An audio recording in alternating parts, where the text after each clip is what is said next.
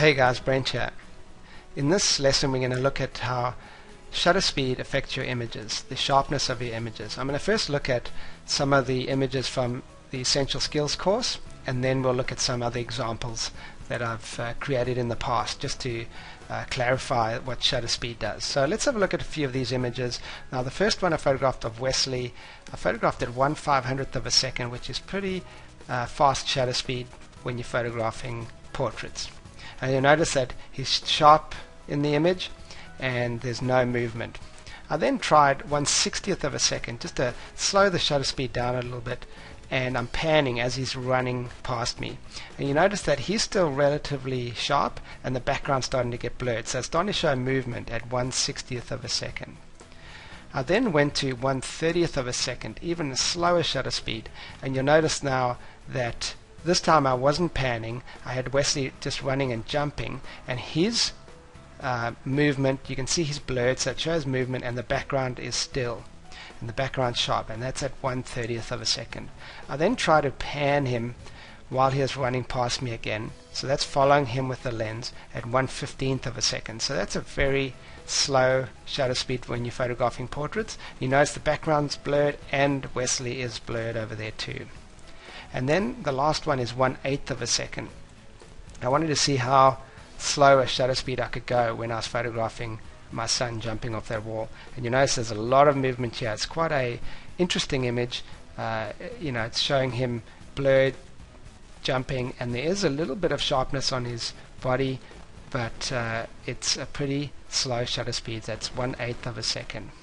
So I went all the way from 1/500th of a second all the way to 1/8th of a second. So you can see how at 1/500th of a second Wesley is sharp and the background sharp, and 1/8th of a second he is blurred. So now let's have a look at some other examples of what I've created in the past.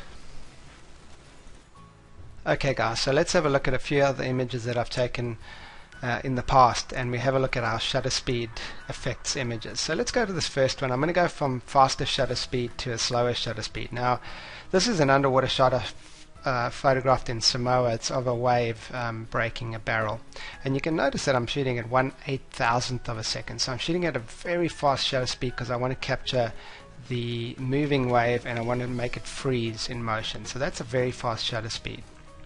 The next one is of a windsurfer, and it was taken down at the beach near where I live, and here I've got 1/2000th of a second shutter speed, so very fast shutter speed. When you're photographing sports and action, faster shutter speeds are better because then you can freeze the action. 1/2000th of a second, that's a pretty fast shutter speed. So you can see he's frozen in the air, the wave in the background is frozen, even the water droplets are frozen. So that's how you capture sports. Even when you're photographing portraits and movement, you need to photograph at a relatively fast shutter speed. Here's another one I photographed at 1/2000th of a second because this horse was trotting towards me, and I wanted to freeze the subject and capture her frozen with the, frozen in time. Another one that I photographed, a sunset, and I photographed this also at 1/2000th of a second. The reason I did that was I had a very long lens on this camera. So I had a 400mm lens, and I wanted to use the rule where you should photographing at least 1/400th of a second with a 400mm lens. So I just went a little bit faster on this one.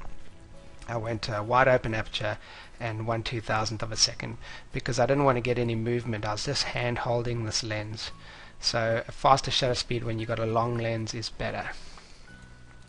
Here's a family portrait I photographed. Kids running up the beach, also photographed at a very fast shutter speed, 1/1250th of a second, because the kids are running towards me and I want to capture that, freeze that motion. Another one that I photographed out of a helicopter. This time I had a relatively wide angle lens. I was photographing at 17mm. But I still photographed at 1/250th of a second. Why did I do that? Because there's a lot of movement when you're in a helicopter. You're moving pretty fast through the air, the ground's moving fast underneath you, and there's a lot of shake in the helicopter. There's also wind because the pilot actually removed the door for me, so there's a lot of wind coming into the cabin.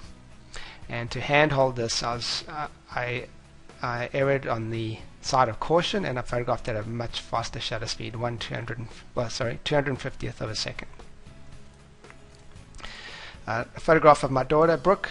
When I photographed portraits and it was a little bit dark, the sun had gone, I photographed at 200th of a second because I'm photographing on a relatively long lens, 160mm. It was my 70 to 200mm lens, so if I'm at 200 mils, I need to photograph at 1/200th of a second, just to capture that, make sure she's sharp and I don't have any movement because I'm not on a tripod. So now we're going to slower shutter speeds. Now I purposely photographed this guy riding a bull when we were traveling around Australia because I wanted to experiment with what the image would look like, a moving image at a slower shutter speed. Here's 1/30th of a second. Photographing at 1/30th of a second, part of the ride is still, which is great. His tail over here, and part of the bull is in motion. So it shows blurring. The reason I did this was I wanted to show movement in the image. I didn't want to freeze it. I wanted to show movement. I'm even going longer now. This is an 8-second exposure. Why did I use 8 seconds? Well, I wanted to show these bubbles on the water moving.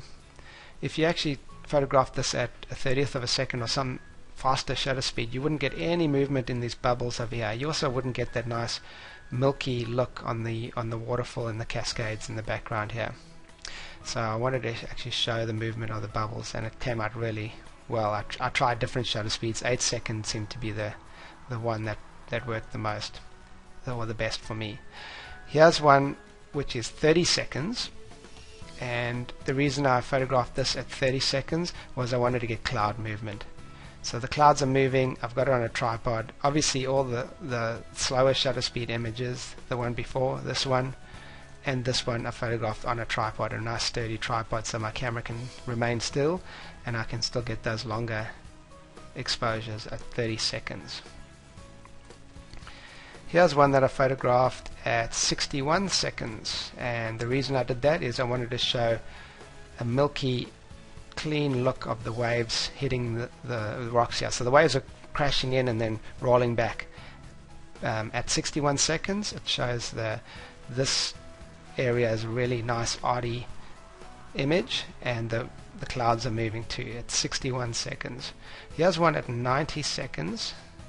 Over here, shutter speed is 90 seconds, and I wanted to show cloud movement over here, and I converted this to black and white. I wanted to show a nice arty image, and I think this is the longest one I've got over here. This is a 181 second exposure. The reason I did that, I wanted to show cloud movement, and I wanted the water in the front, the waves coming in and out, just to be really still and show a nice calming image.